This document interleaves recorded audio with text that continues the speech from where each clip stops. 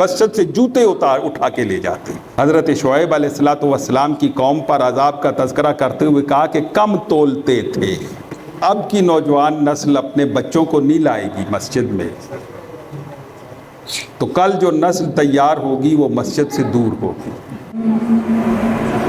اللہم صلی علی محمد وعلی آلہ وصحبہ وسلم.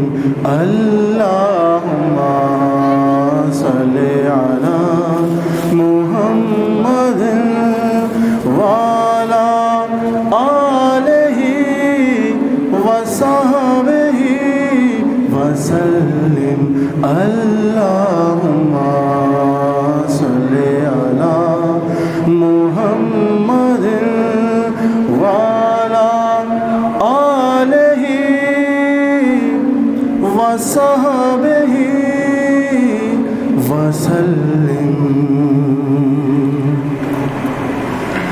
اللہ اللہ کیسا پیارا نام ہے، عاشقوں کا مینہ اور جام ہے. اللہ اللہ کیسا پیارا نام ہے،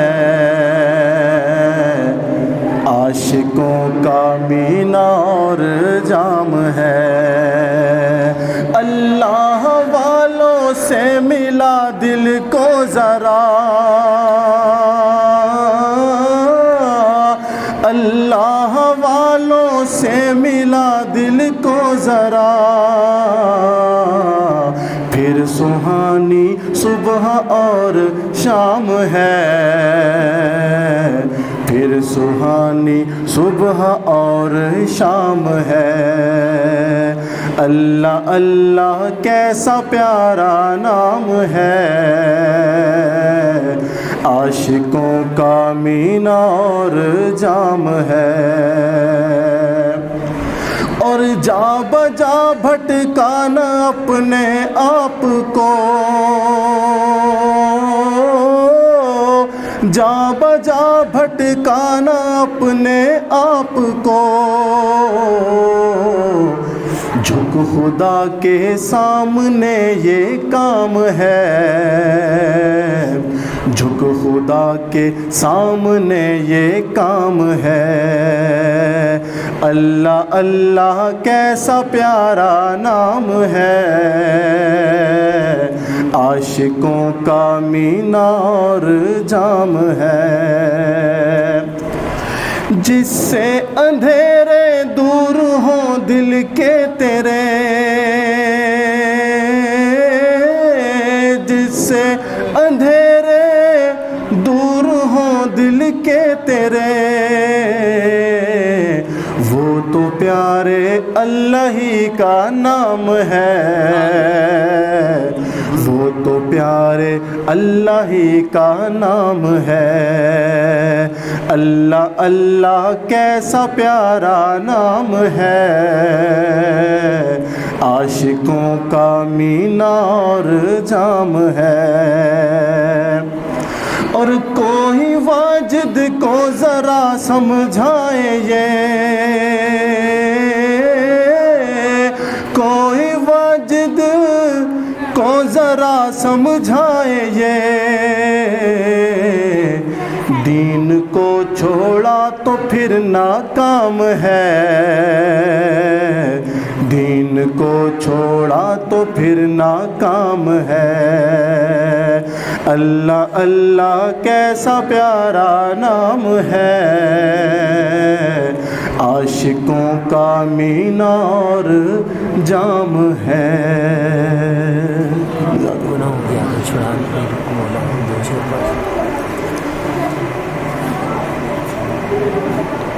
اللہم صلی علی محمد وعلی آلہ وصحبہ وسلم.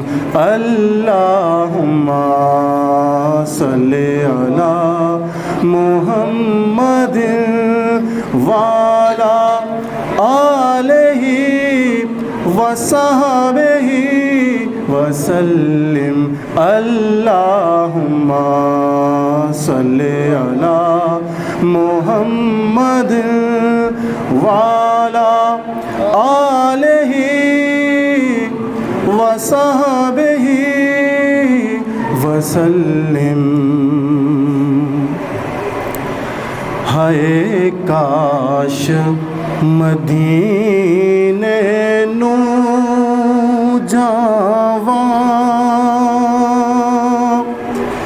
پھر مڑ کے نہ اوتھوں میں آواں۔ ہائے کاش مدینے نو جاواں، پھر مڑ کے نہ اوتھوں میں آواں۔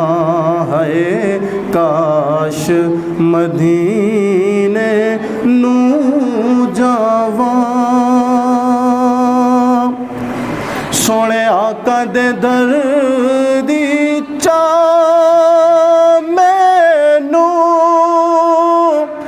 اس چاہ دی ہر ویلے چاہ مینوں، اس چاہ دی ہر ویلے چاہ مینوں، اے چاہ رومی تے جامی دی، اے چاہ رومی تے جامی دی، اس چاہ تو صدقے میں جاواں۔ ہے کاش مدینے نو جاواں،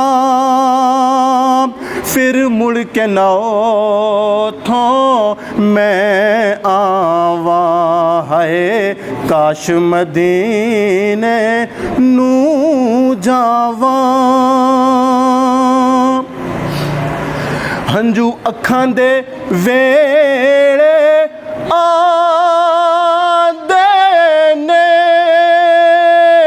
تیری یاد نو ہور ودھاندے نے، تیری یاد نو ہور ودھاندے نے، اے ہنجو وی اے ہو چاندے نے، اے ہنجو وی اے ہو چاندے نے، سونے آقا دے در تے میں جاواں۔ ہے کاش مدینے نو جاواں، پھر مڑ کے نہ اوتھوں میں آواں۔ ہے کاش مدینے نو جاواں، جدوں قافلے مڑ کے آندے نے، اکھاں ویکھا حال سڑاندے نے، اکھاں ویکھا حال سڑاندے نے، واجد نو ہور رلاندے نے، اے مینوں ہور رلاندے نے، دل کردے جا کے تے مر جاواں۔ ہے کاش مدینے نو جاواں، پھر مڑ کے نہ اوتھوں میں آواں۔ ہے کاش مدینے نو جاواں۔ پرانی آیات ہم نعت سنی، یہ بڑی حوصلہ افزا بات ہے کہ نئی نسل میں یہ شوق و ذوق موجود ہے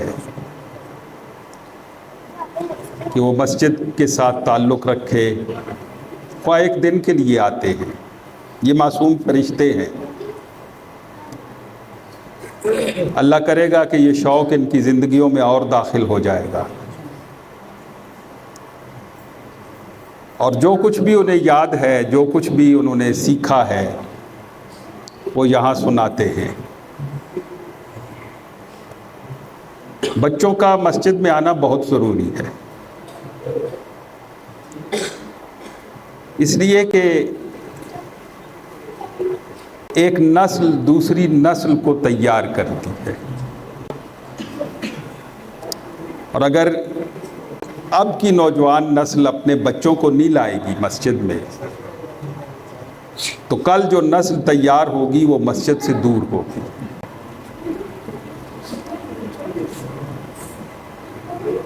اس موقع کی مناسبت سے آج آپ نے قرآن حکیم کی سماعت اور قرات کی تکمیل کی۔ یہ ختم القرآن نہیں ہے،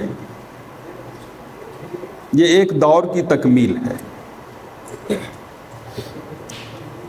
کیونکہ قرآن باقی رکھنے کے لیے ہے، ختم کرنے کے لیے نہیں، اور اس کی حفاظت خود اللہ تعالیٰ نے اٹھائی ہے، اس کے الفاظ کی حفاظت، کہ یہ اللہ کی صفت ہے کلام، اور یہ اس کا کلام ہے۔ جس طرح وہ ازلی اور ابدی ہے، اسی طرح اس کا کلام بھی ازلی اور ابدی ہے۔ یہ لوح محفوظ پر ہے، اور جس طرح لوح محفوظ ازلی اور ابدی ہے، یہ بھی ازلی اور ابدی ہے۔ اور پھر نازل کرنے کے بعد اس کی حفاظت کے بہت سارے معذرت چاہتا ہوں، اسباب پیدا کر دیے، اور ان میں سب سے بڑا سبب حفظ ہے، کتابت نہیں ہے۔ اصل اعتماد اس کی حفاظت کا حفظ پر تھا، کتابت ضرورتاً تھی، اور رسول اللہ صلی اللہ علیہ وسلم نے اپنی زندگی میں پورا قرآن جتنا نازل ہوا، سارے کا سارا صحف میں لکھا ہوا اور سینوں میں حفظ کیا ہوا چھوڑ کر گئے، دونوں طرح سے۔ آج بھی اگر کتابت کی غلطی درست کی جاتی ہے تو حفظ سے درست کی جاتی ہے۔ نمازوں میں پڑھا جاتا ہے، حتیٰ کہ ان پڑھ بھی اور کچھ نہیں تو سورہ فاتحہ اور سورہ اخلاص یاد کر لیتا ہے، اور اس سے بڑا ایک معجزہ اس کا کیا ہوگا کہ نابینا بھی حفظ کرتا ہے۔ آپ دیکھیں کتنے حفاظ نابینا اور بہت پکے حافظ ہیں، اور پھر ایک دو نہیں، 100 200 نہیں، کروڑوں حفاظ موجود ہیں، اور ہر بستی میں موجود ہیں۔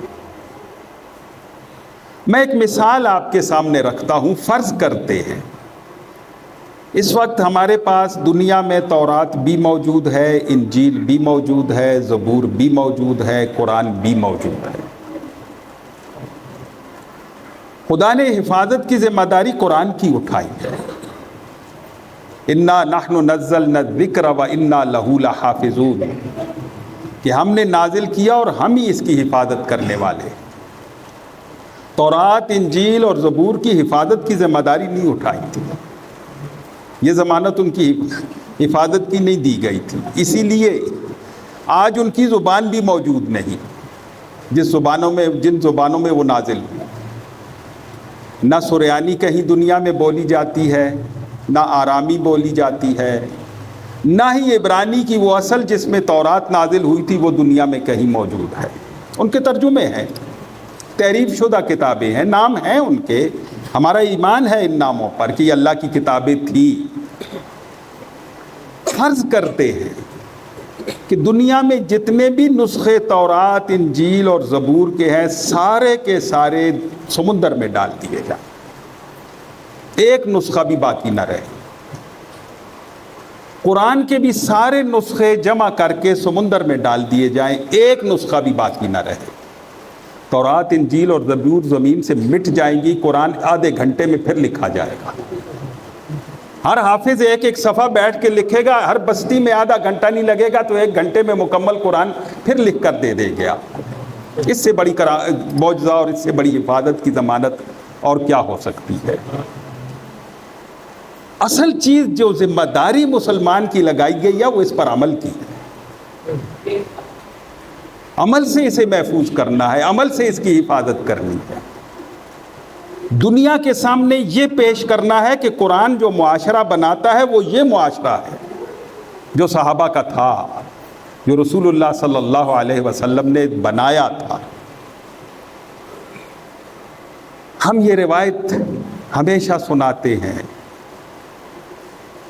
कि रसूलुल्लाह सल्लल्लाहु अलैहि वसल्लम ने फरमाया कि एक दौर ऐसा आएगा कि सना से चलेगी एक औरत, तन्हा जवान औरत, जेवरों से लदी हुई, मक्का हज के लिए, उसे आंख उठा के देखने वाला कोई नहीं होगा।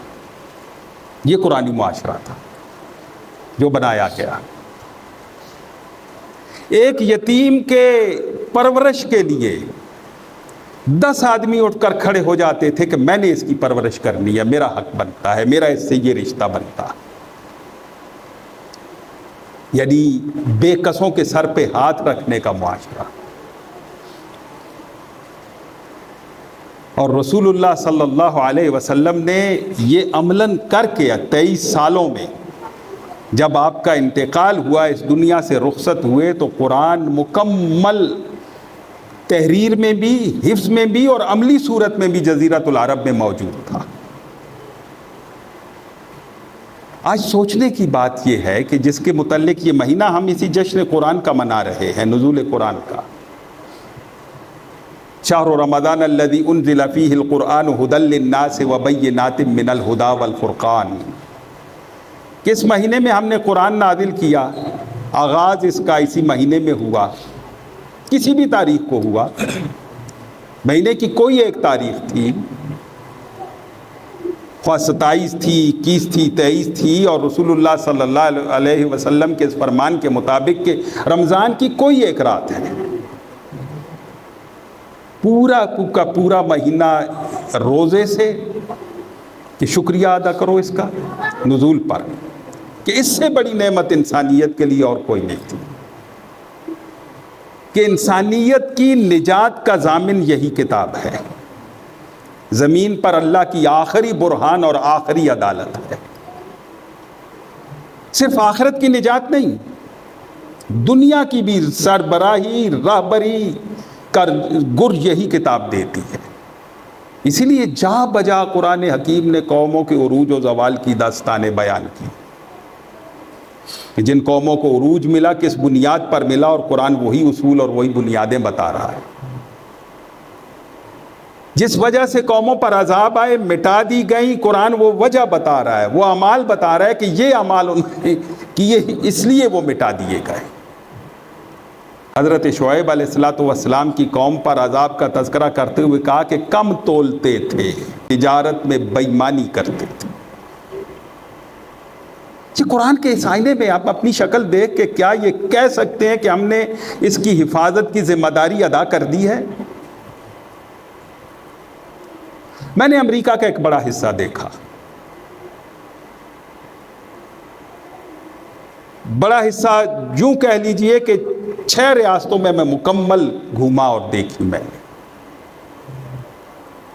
2022 की बात करता हूं, 21 की।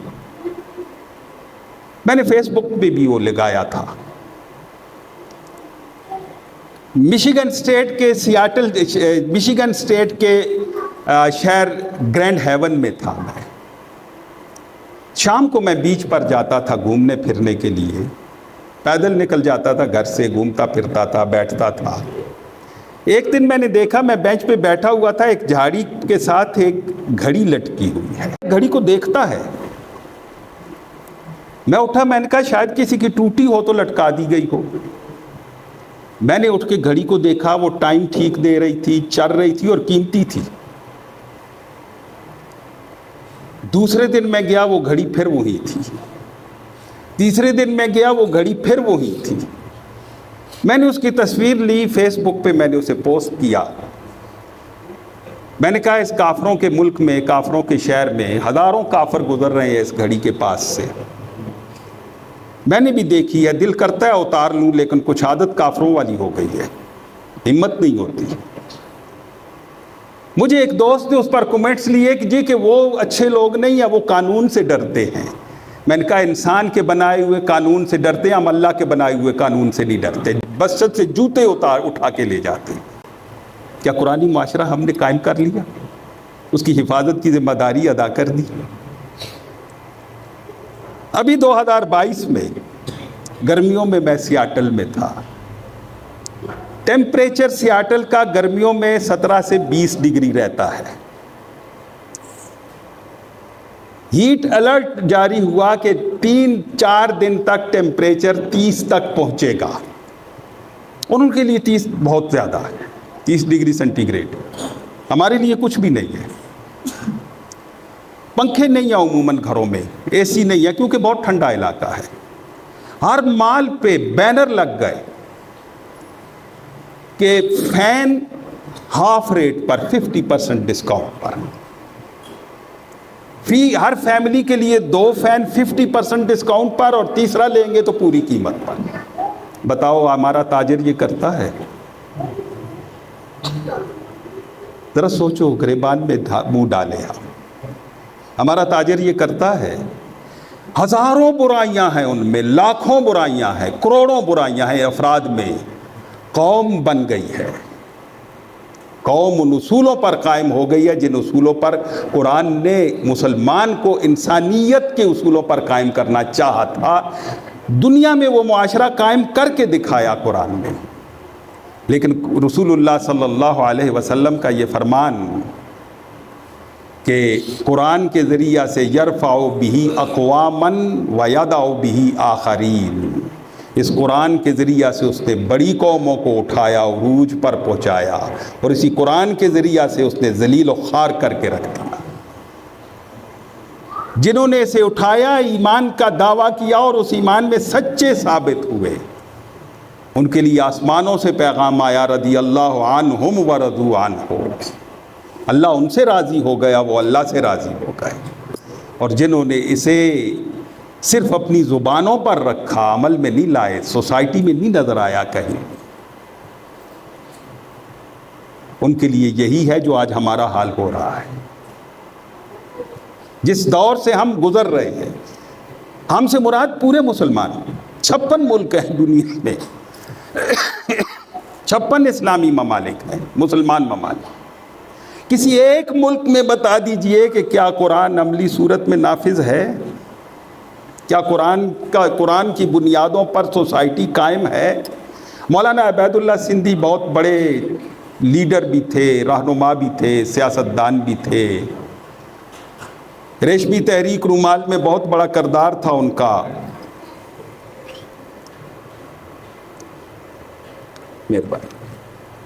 ریشمی تحریک رومال میں بڑا کردار تھا ان کا، جلاوطنی کی بڑی زندگی گزاری انہوں نے، روس گئے، ماسکو میں بہت عرصہ قیام کیا۔ 1917 کا انقلاب، روس کا سوشلسٹ انقلاب آیا ہوا تھا نیا نیا، لینن سے ملاقات کی، کوشش کی، وقت لیا، وہاں گئے، لینن بیمار ہو گیا، لیکن وہ اسی دوران اسی بیماری میں مر گیا، ان کی ملاقات نہیں ہو سکی، لیکن سوشلسٹ پارٹی کے دوسرے بڑے لیڈروں سے ان کی ملاقاتیں رہی، ان کے ساتھ ان کے مذاکرے رہے۔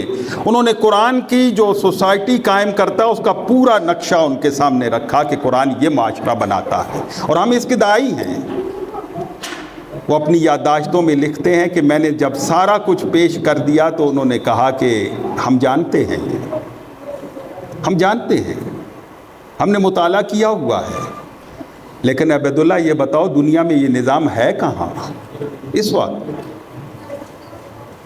تم اسے ماننے والے ہو، تم اسے قائم نہیں کرنا چاہتے ہو، تو مجھے کیوں کہتے ہو کہ میں اسے قائم کروں؟ میں تو مانتا ہی نہیں ہوں اسے۔ مولانا عبید اللہ سندھی کہتے ہیں کہ میں پاگل ہونے کے قریب تھا کہ میرے پاس جواب نہیں تھا۔ میں انہیں کیا بتاتا کہ دنیا کے ان ممالک میں کہاں ہے قرآن کی وہ سوسائٹی، کہاں ہے وہ قرآن کا معاشرہ؟ یہ مہینہ ہمیں یہ یاد دلاتا ہے، یہ تجدید عہد کا مہینہ ہے، پورا مہینہ کہ قرآن حکیم کو آپ نے پڑھا، تلاوت کی، تراویح میں سنا، سنایا، اسے اپنی زندگی کا رہنما بنا لو۔ یہ دستور العمل ہے، یہ کتاب انقلاب ہے، اور یہ زندوں کے لیے ہے، ان کے عمل کے لیے۔ اگر اسے اپنا دستور العمل بناؤ گے تو دنیا تمہارے قدموں کے نیچے ہوگی، اور اگر اسے دستور العمل نہیں بناؤ گے تو تم دنیا کا تر نوالا بن جاؤ گے، مولی گاجر کی طرح کاٹ کے رکھ دیے جاؤ گے۔ اور آج دیکھ لیجیے افغانستان کا کیا حال ہوا، عراق کا کیا حال ہوا، شام کا کیا حال ہو رہا ہے، لیبیا کا کیا حال ہوا۔ یہ ہمارے ترقی یافتہ ملک تھے لیبیا اور عراق، لوگ یہاں سے مزدوری کرنے کے لیے جاتے تھے۔ ہم تفرقوں میں بٹ کے رہ گئے، شیعہ اور سنی کی لڑائی میں بٹ کے رہ گئے، ایک دوسرے پر کفر کے فتوے لگانے کے لیے رہ گئے۔ لیکن کتاب سے جو ہدایت کے لیے نازل ہوئی تھی سب کچھ لیا، اس سے ہدایت نہیں لی۔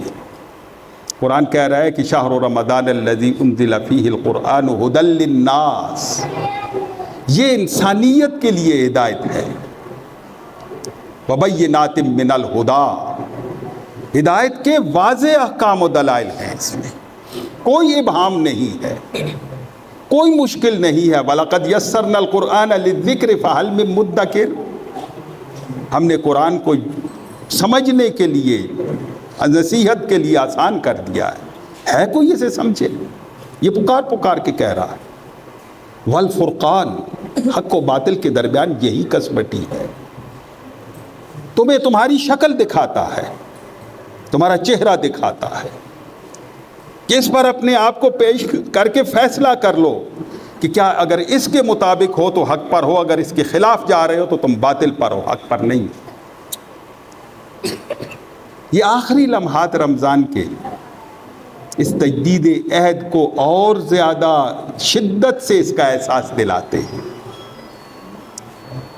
کہ رمضان کے جہاں باقی حقوق ہیں وہاں یہ حق بھی ہے کہ ہم قرآن کی طرف رجوع کریں۔ رسول اللہ صلی اللہ علیہ وسلم ہر رمضان میں جتنا قرآن نازل ہوا ہوتا تھا جبریل امین کے ساتھ اس کا دور کرتے تھے، اسی سے تراویح کی نماز آئی، اور آخری رمضان میں، اپنی زندگی کے آخری رمضان میں یہ دور آپ نے 2 بار کیا۔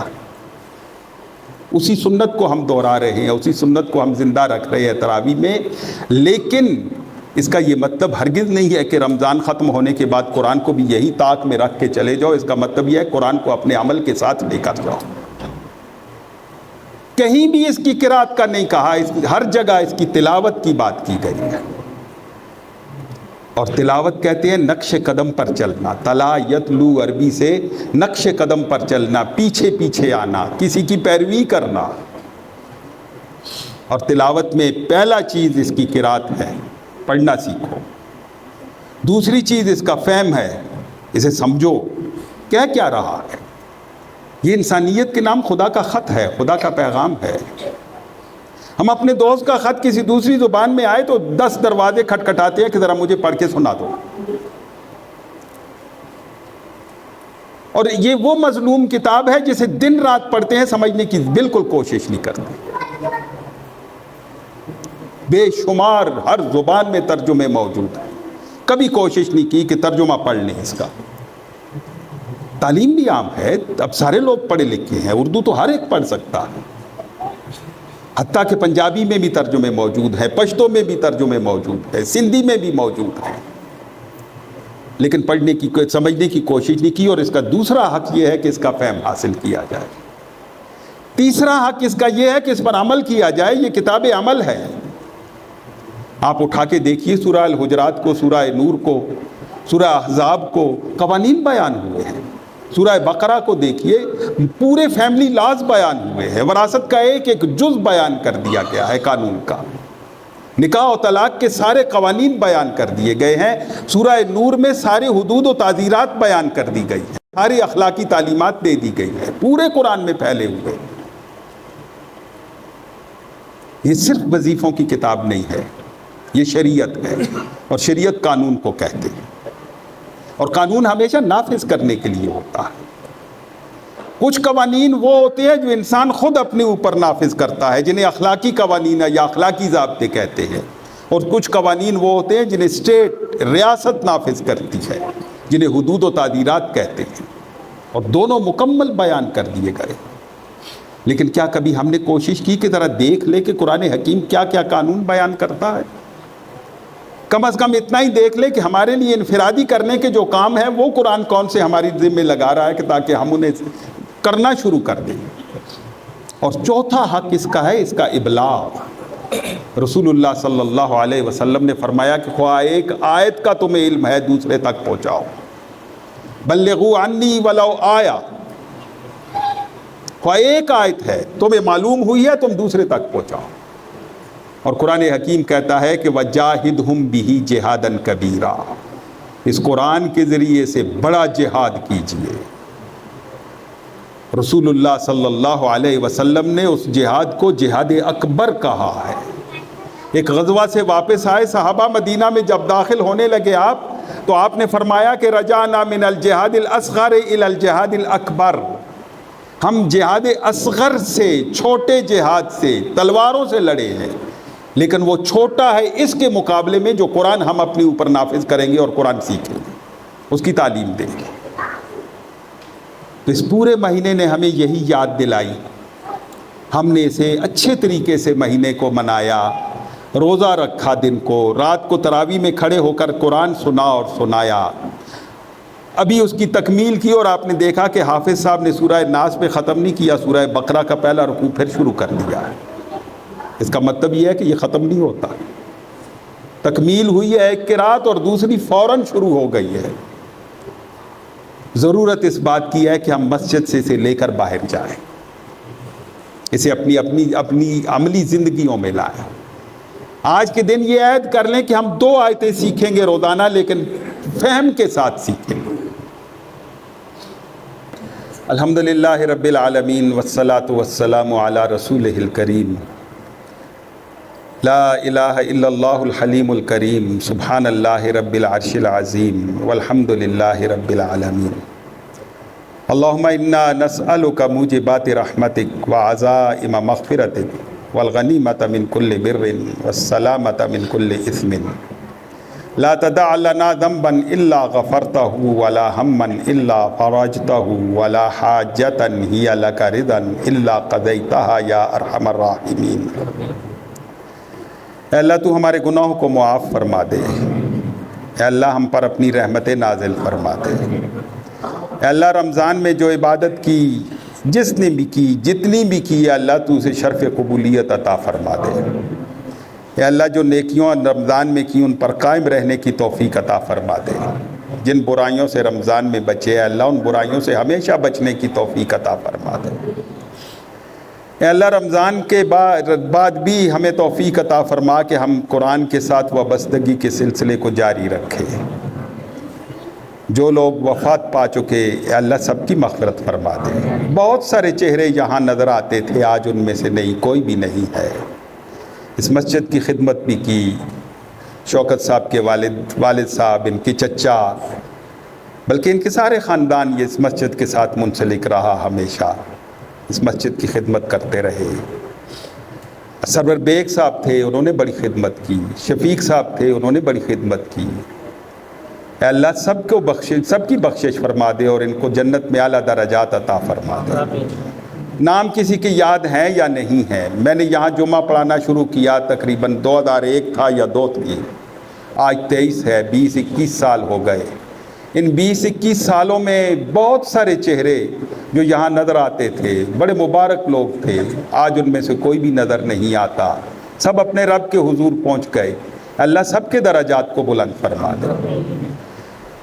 جو ضرورت مند ہے اللہ ان کی ضرورتوں کو پورا فرما دے، جو بیمار ہیں اللہ انہیں شفا عطا فرما دے۔ ایک بچے نے یہاں کہا کہ ان کے نانا اور نانی بیمار ہیں، ان کے لیے دعا کیجیے کہ اللہ انہیں شفا عطا فرمائے۔ اور اس نے اپنے امتحان میں کامیابی کے لیے بھی کہا دعا کیجیے کہ اللہ اسے شاندار کامیابی دے اور بہتر مستقبل عطا کرے اور ایک اچھا مسلمان، اچھا شہری بنائے۔ وقار صاحب نے بھی دعا کے لیے کہا، ان کے لیے دعا کیجیے کہ اللہ تعالیٰ ان کی مشکلات کو آسان کرے، اللہ تعالیٰ رحم فرمائے سب پر۔ پوری دنیا کے مسلمان جن مصائب میں مبتلا ہیں، اللہ سب کو ان مصائب سے نکلنے کی ہمت اور توفیق عطا فرما دے، اللہ سب کی مشکلیں آسان فرما دے، جتنے لوگ بھی بیمار ہیں اللہ سب کو شفا عطا فرما دے۔ ربنا تقبل منا انک انت السمیع العلیم وتب علینا انک انت التواب الرحیم، وصلی اللہ تعالی علی خیر خلقہ محمد وآلہ وصحبہ اجمعین برحمتک یا ارحم الراحمین۔